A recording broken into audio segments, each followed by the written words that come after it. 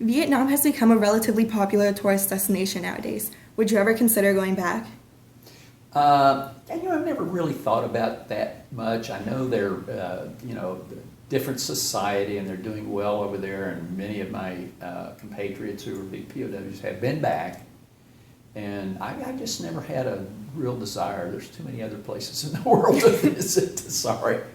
No, I just, I'm not, have no desire. Yeah. So while you were in Vietnam, there was a large anti-war peace movement growing in the U.S. Did you ever feel like that took away support from what you were going through? Did you even know about it? We were given a lot of propaganda, which we thought was propaganda, but at the end of the day, some of it was true. You know, Jane Fonda's visit, for instance, and that.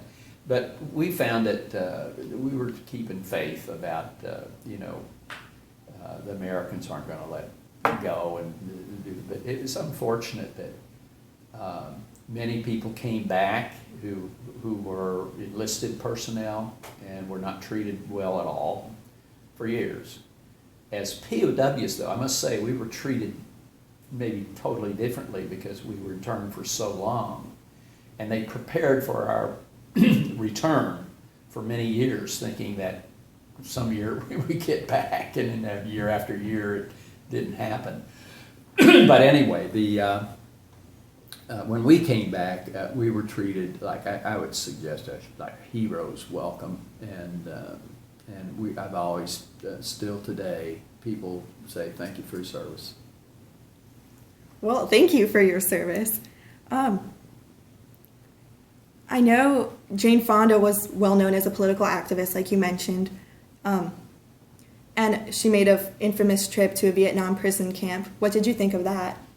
Well, I didn't know about it for some time and found it hard to believe, number one, but later, and then even after I was repatriated, I learned more about it. And so it was, quite surprising and disappointing. And I think she's actually, had opportunities to recant her childish and kind of, in my opinion, unpatriotic decisions. But no one would think much of it anymore, in my opinion. We don't. We're not harboring any ill will. So, but it was to us pretty sad that would happen. After everything that you experienced in Vietnam, what's your opinion of war, and what would you say to someone who is considering enlisting? Well, I don't know of anyone who is enlisted, in my personal opinion, that is not really what I would call gung-ho to serve his country. And he looks back, as I did, I look back to World War II veterans.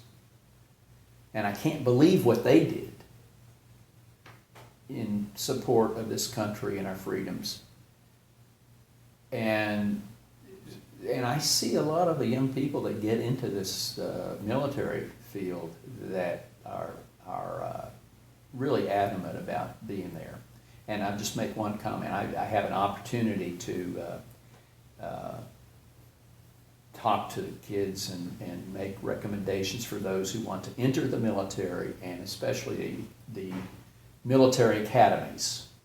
I'm on the selection committee, and I'll promise you, they are the most wonderful high school people that I ever want to meet, because sometimes you don't meet so many of them that are of that caliber. But I mean, it's just a great experience to interview them, and they want to go and they want to get their uniform on, and if necessary, risk whatever they have to do.